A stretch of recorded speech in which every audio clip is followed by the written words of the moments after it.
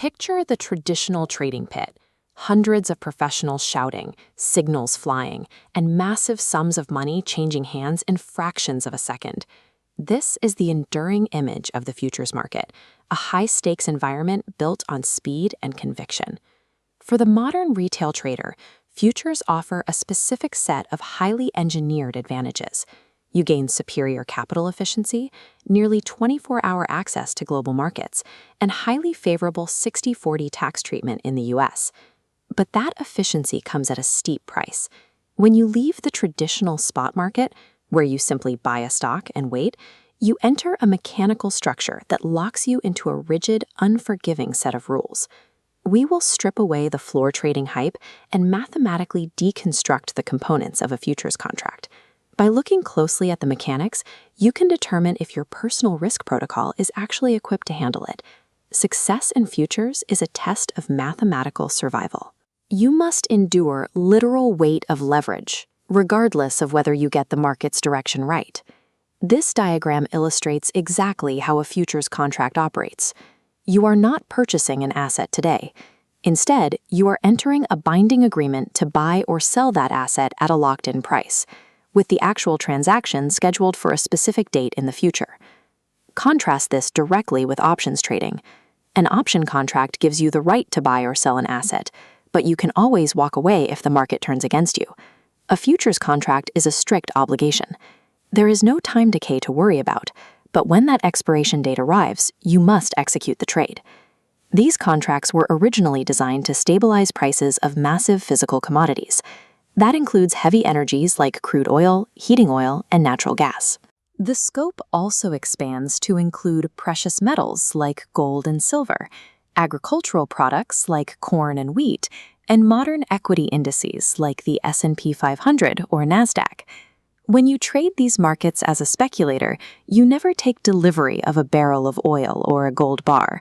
You are purely trading the volatility of its future price, betting on whether that asset will be worth more or less before the contract expires. Unlike decentralized crypto markets, futures operate in highly centralized environments overseen by the federal government. The Commodity Futures Trading Commission, or CFTC, is an independent U.S. agency that regulates these derivative markets to prevent fraud and protect participants. Inside these regulated exchanges, every contract is governed by the principle of standardization. The exchange rigidly dictates the exact quantity of the asset, the required quality grade, and the specific expiration date. You cannot negotiate these terms. This strict standardization serves a vital purpose. It creates massive, centralized liquidity. Because every single contract for a specific month is perfectly identical, thousands of them can change hands between buyers and sellers instantly. Now, regarding that expiration date, almost no retail traders ever hold a contract to the end to take physical delivery. You will not accidentally end up with a train car full of soybeans in your driveway. Instead, traders rely on a mechanic called liquidation. Liquidation simply means closing out your position. If you bought a contract, you sell an identical one before the clock runs out, neutralizing your obligation and locking in your profit or loss. The exchange requires you to surrender flexibility on the contract terms, but in return, it gives you the liquidity to enter or exit a massive position in milliseconds, provided you follow their rigid rules.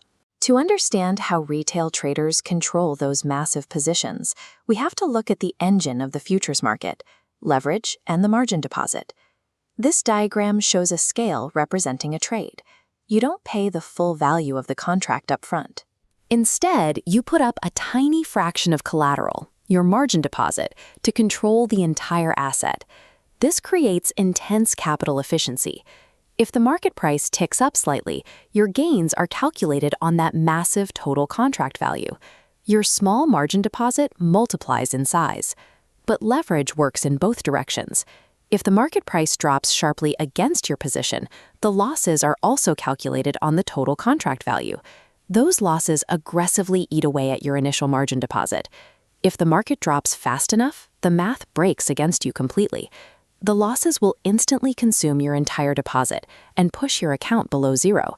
This triggers daily cash settlement, a mechanism where the exchange adjusts your account balance every day based on the closing price.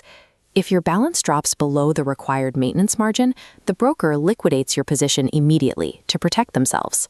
Leverage is an incredibly powerful tool for scaling your capital, but it transforms a standard market dip into an account-destroying event. The speed of those gains and losses is measured in something called a tick. A tick is the absolute minimum price movement allowed by the exchange for a specific contract. Every single tick translates to real dollars moving into or out of your account, second by second. For a standard contract, the dollar value of a single tick is steep. A few seconds of normal market volatility can easily swing a position by hundreds of dollars, which is far too heavy for a beginner's bankroll. This chart compares a standard contract to the industry solution for retail traders, micro contracts. The Micro E-mini S&P 500, or MES, trades at exactly 1/10 the size of the standard contract. By shrinking the contract size, the required margin deposit and the tick value are drastically reduced. You maintain the exact same 24-hour access to the market, but with a fraction of the financial risk.